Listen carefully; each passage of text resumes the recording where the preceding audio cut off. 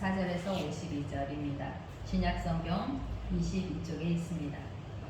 마태복음 13장 31절에서 33절 그리고 44절에서 52절입니다.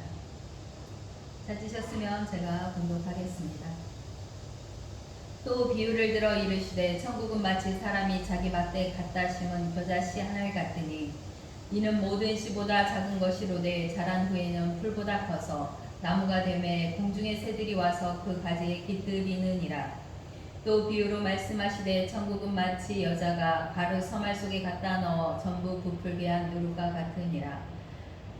44절입니다. 천국은 마치 밭에 감추인 보화와 같으니 사람이 이를 발견한 후 숨겨두고 기뻐하며 돌아가서 자기의 소유를 다 팔아 그 밭을 사느니라. 또 천국은 마치 좋은 진주를 구하는 장사와 같으니 극히 값진 진주 하나를 발견하매 가서 자기의 소유를 다 팔아 그 진주를 사느니라. 또 천국은 마치 바다에 치고 각종 물고기를 모는 그물과 같으니 그물에 가득함에 물가로 끌어내고 앉아서 좋은 것은 그릇에 담고 못된 것은 내버리느니라. 세상 끝에도 이러하리라. 천사들이 와서 의인 중에서 악인을 갈라내어 풀무불에 던져 넣으리니 거기서 울며 이를 갈리라. 이 모든 것을 깨달았느냐 하시니 대답하되 그러하오이다. 예수께서 이르시되 그러므로 천국의 제자된 서기관마다 마치 새 것과 일 것을 그 곳간에서 내오는 집주인과 같으니라. 아멘. 오늘 제목은 천국은입니다. 천국이 뭐죠? 하나님의 나라입니다. 그렇죠? 천국이 하나님의 나라인데 우리는 천국 가야 된다고 많이 이야기를 하죠. 천국 가야 된다. 그래서 우리가 죽으면 천국 간다 이렇게 이야기를 하는데 마태복음 오늘 13장 본문에서는 천국은 우리가 죽어서 가는 그 하늘나라에 대해서 이야기하지 않습니다.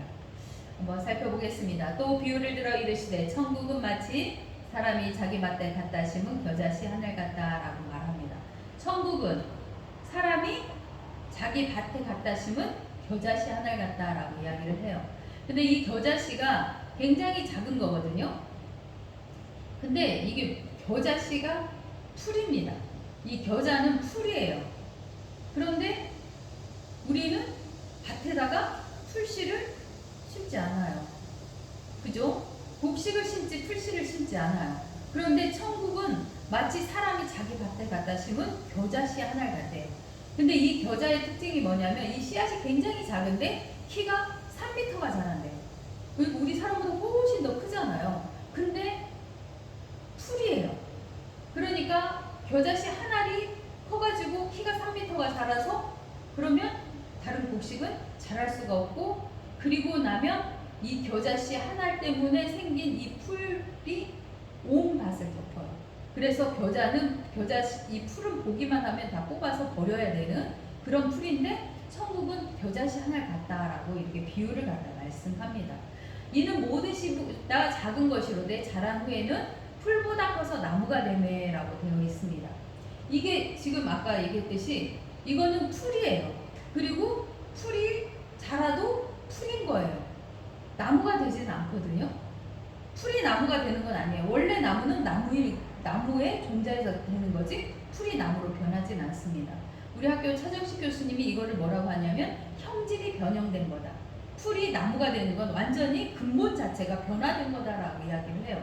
풀이 나무가 될 수 없기 때문에. 그래서 천국은 이 풀이 나무가 되는 자기의 존재 자체가 바뀌어버리는 그런 것이다라고 말씀하기도 합니다. 어찌되었던 모든 씨보다 작은 것이로되 자란 후에는 풀보다 커서 나무가 되매 공중의 새들이 와서 그 가지에 깃들인다라고 되어 있습니다. 풀이 커가지고 나무가 되는 이유가 뭐냐면 공중의 새들이 와서 깃들여야 되기 때문에 나무로 바뀐다는 거예요. 공중의 새는 계속해서 지금 나오지만 이방인들을 말합니다. 이게 겨자씨 한 알이 풀이 자라가지고 나무로 형질이 바뀌어서 그곳에 새들이 와서 깃들이는 것이 바로 천국이래요. 그러니까 천국은 작은 씨앗처럼 씨앗이 뭐라고 했어요? 지난번에 말씀했던 씨는 말씀을 뿌리는 거다. 작은 씨앗 말씀 하나가 완전히 온 밭을 덮어버리는 그 풀이 되고 그리고 형질이 변형되는 나무가 되어서 이방인들이 들어올 수 있도록 한다라고 말을 합니다. 그러니까 이방인들이 들어오는 공동체가 바로 천국이다라고 말하고 있습니다. 그리고 또 비유로 말씀하시되 천국은 마치 여자가 가루 서말 속에 갖다 넣어 전부 부풀게 한 누룩과 같으니라. 여자. 왜 굳이 여자가 요리하니까 그럴까요? 여기에도 무슨 이유가 있겠죠. 여자가 가루 서말 속에 갖다 넣어 전부 부풀게 한 누룩과 같다. 가루 서말이라고 해서 이거를 전부 부풀게 했다라고 하면 이것이 100명, 150명, 그러니까 최대 150명까지 먹을 수 있는 식량이래요. 이 150명이 먹을 수 있는 그 속에 누룩을 갖다 넣었다라는 것은 이 누룩이, 적은 누룩이, 이게 누룩이 이스트잖아요. 빵을 부풀게 하는 겁니다. 이 적은 누룩이 온 덩이를 전부 부풀게 한대요. 그러니까 천국이 이 작은 누룩처럼 작지만 눈에 잘 보이지 않지만 이것이 전체로 퍼지게 되는 그것이 바로 천국이다라고 말합니다. 이 공동체 안에 이 누룩과 같은 하나님의 말씀이 들어가서 가루 서말 속에 전부 부풀게 한 이 공동체 전체가 가득 채워지는 놀라운 일이 일어나는 게 바로 천국이다 말합니다. 천국은 마치 밭에 감추인 보화와 같으니 이게 44절로 넘어갑니다. 천국이 밭에 감추인 보화와 같아요. 옛날에는 이 밭에 감추인 보화가 어떤 의미였냐 하면은 그 시대는 전쟁이 많았잖아요. 그래갖고 전쟁이 일어나면 자기 재산을 가지고 도망 다닐 수가 없는 거예요. 피난을 가고 그럴 때 이 보화를 갖다가 자기만 알고 있는 그 장소에다가 묻어놓는 거예요. 이래가지고 이것이 보화가 깊이 묻혀 있다가 자기가 돌아와서 이것을 꺼내야 되는데 피난을 갔거나 전쟁에 가서 끌려가서 그곳에 더 돌아오지 못하고 죽은 경우에 이 보화를 찾을 수 있는 길이 없는 거예요. 어찌되었던 밭에 감추인 보화와 같다라고 말합니다. 사람이 이를 발견한 후에 숨겨두고 기뻐하며 돌아가서 자기의 소유를 다 팔아 그 밭을 산대요. 이것이 뭐냐면 천국이라는 거예요. 천국이 밭에 감추인 보화와 같아요. 이 밭에 무엇인가 깊은 보화가 있는데 내가 이거를 발견했는데 이거를 발견한 것을 끄집어내서 그냥 가져가는 게 아니라 그것에다 묻어놓고 그 밭을 사야 되는 거예요. 밭은 세상입니다. 그렇죠? 이 씨 뿌리는 비유에서 계속적으로 이야기하는 이 밭은 세상입니다. 그러니까 자기의 소유를 다 팔았다라는 것은 이 보화가 무엇인지는 모르지만 천국인 거예요. 천국은 마치 밭에 감추인 보화다. 천국과 보화가 같은 거죠. 이 보화가 감추어져 있는 그 밭을 사기 위해서 자기의 모든 소유를 다 팔아야 되는 거예요. 자기의 모든 소유를 다 판다라는 것은 자기가 가지고 있는 모든 것들을 다 버려야 된다라는 거예요. 다 내놓아야 된다라는 거예요. 내가 가지고 있는 지금까지의 모든 것과 이 보화와 바꿔야 되는 거죠. 그러면 내가 가진 재산만 정리를 하는 게 아니라 이 밭을 사기 위해서 내가 가지고 있는 나 자신이 지금까지 가지고 있는 내 머리에 있는 모든 것들을 다 버려야 된다라고 말합니다. 그것이 천국을 살 수 있는 비결이래요. 어떻게 천국이 그럴까요? 천국이 어떤 것이길래 내가 지금까지 가지고 있는 모든 것들을 다 버려야 되는 걸까요? 그것과 바꿔야 되는 걸까요? 어찌되었던 예수님은 천국은 마치 밭에 감추인 보화를 내가 가지고 있는 모든 것과 바꿔야 된다라고 말합니다. 또 천국은 마치 좋은 진주를 구하는 장사와 같다라고 말합니다. 좋은 진주를 구하는 장사. 천국이 바로 진주라는 거죠. 좋은 진주래요. 좋은 진주인데 극히 값진 진주 하나를 발견했어요. 그러면 자기의 소유를 다 팔아서 그 진주를 사야 된대요. 똑같죠? 밭에 감추인 보화와 자기 값진 진주 하나하고 바꾸는 거예요. 자기의 모든 소유하고 보화와 바꿔야 되고 진주와 바꾸는 거. 천국과 바꾸는 거예요. 값진 진주가 천국이고 값진 보화가 천국이기 때문에 천국을 내가 가지기 위해서는 내가 가지고 있는 모든 소유를 다 팔아서 바꿔야 된다라고 말합니다. 여러분이 가지고 있는 소유는 뭔가요? 천국을 사기 위해서 여러분이 내놓아야 되는 소유는 뭡니까? 무엇을 내놓기를 원하시나요? 천국과 무엇을 바꿀 수 있어요? 여기에서 이 천국은 이 땅 가운데서 살아가면서 내가 천국을 누려야 되는 거예요.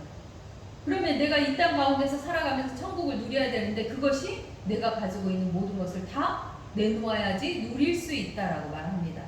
그러면 내가 가진 모든 것들을 다 내놓을 수 있는 게 뭘까요? 물질일까요?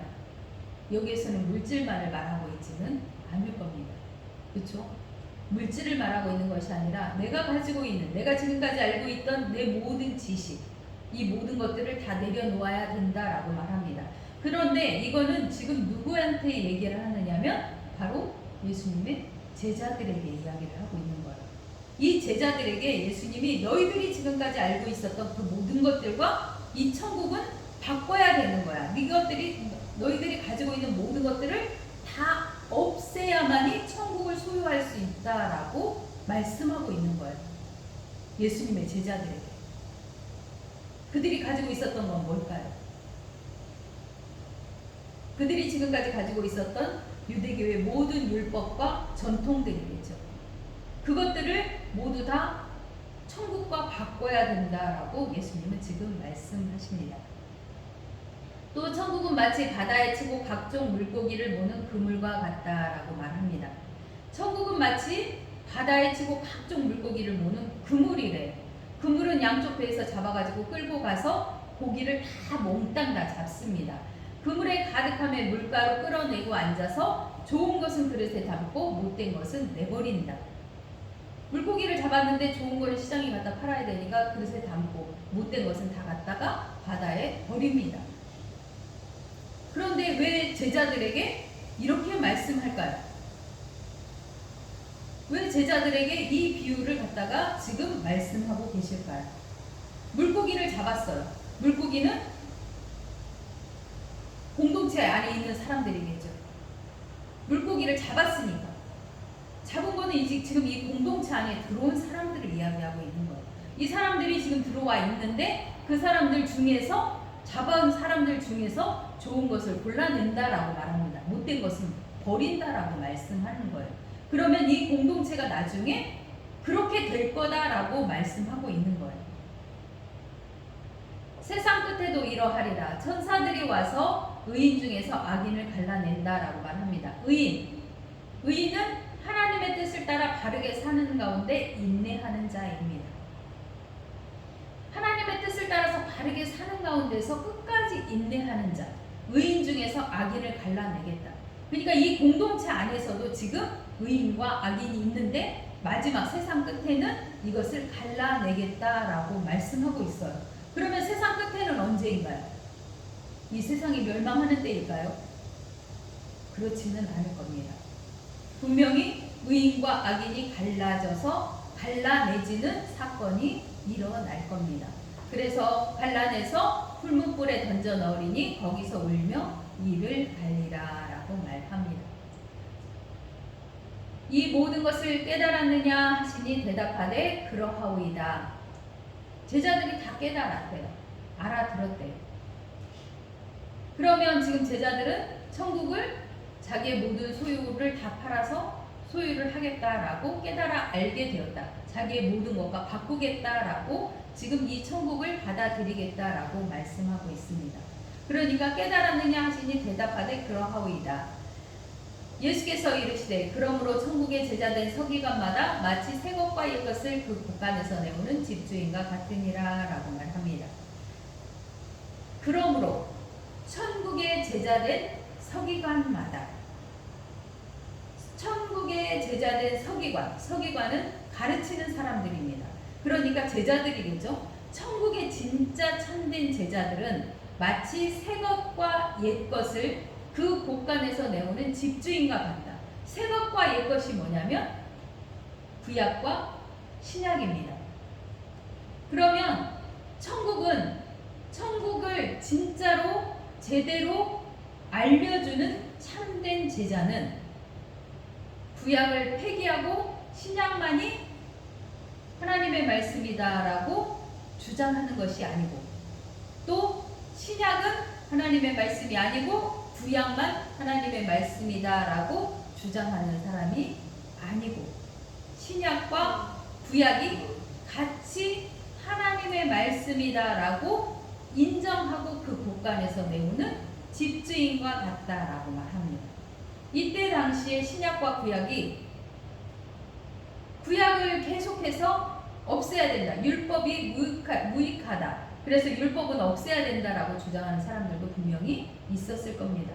그런데 예수님은 뭐라고 하느냐? 새 것과 옛 것이 같이 있어야 된다.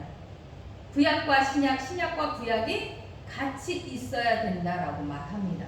그러니까 지금도 여전히 신구약이 같이 한 권으로 묶어져 있는 거고, 두 개가 다 같이 하나님의 말씀인 거죠. 이 하나님의 말씀으로 제대로 된 참된 제자로서 가르치는 사람이 되었을 때 그것이 진짜 참 제자다라고 이야기를 합니다. 여기에서 공동체 안에서 그물을 모아가지고 좋은 것과 나쁜 것을 갈라낸다고 했죠. 이것이 바로 나중에 바울과 베드로가 갈라지는 사건이 될 겁니다. 성경에서 바울은 계속해서 할례를 하지 않아도 우리가 구원을 받는다, 믿음으로 구원을 받는다라고 이야기를 합니다. 그런데 베드로는 계속해서 이웃들, 이방인들을 들여오는 것도 꺼림직했었고, 그 베드로가 나중에 어떤 이유로 인해서 성경에서 자취를 감추게 되었는지는 정확히 알지 못하지만 어찌되었던 이 공동체 안에서 갈라지는 사건이 일어났을 겁니다. 그것을 지금 이 본문 안에 이미 다 설명을 하고 있는 거예요. 마태복음 13장인데 예수님이 이미 그것을 알고 계셨고 제자들에게 가르치고 있었다라고 이야기를 한다고 하면, 예수님은 이미 제자들이 한참 후대에, 바울은 예수님이 죽고 난 다음에 예수님을 만나고 믿게 된 사람이거든요. 그럼에도 불구하고 예수님은 그거를 그렇게 될 것이다 라는 것을 이미 알고 이 본문을 지금 기록했다라고 볼 수 있습니다. 그러면 우리가 성경을 보는 것이 과연 어떻게 해석을 해야 되는가, 어떻게 바라보아야 되는가, 새 것과 옛 것을 어떻게 이해하고 받아들일 것인가를 정확히 분별하고 예수님의 말씀을 제대로 알아야 됩니다. 우리가 천국, 하나님의 나라, 아까 잠깐 얘기했지만, 엄마하고 얘기했지만, 이단들이 계속해서 얘기하는 거는 우리가 이 땅을 살아가는 게 얼마 남지 않았다, 마지막 때다, 그래서 이 세상이 멸망할 거다, 그러니까 너희들이 가지고 있는 재산 다 하나님께 바치고 그리고 헌신 봉사하다가 마지막 때에 들림받아서 하늘나라에 올라가야 된다라는 것이 주된 주장입니다. 그러나 세상은 그렇게 쉽게 멸망하지 않습니다. 왜냐하면 하나님이 이 땅 가운데로 임마누엘, 우리와 함께 하시기 위해서 내려오셨어요. 하나님이 이미 우리와 함께 하시는데 그 함께하는 세상을 하나님이 없애버리지는 않을 겁니다. 성경이 세상 끝날까지라고 했기 때문에 세상 끝날을 그렇게 지구가 멸망하는 날로 해석해서는 안 됩니다.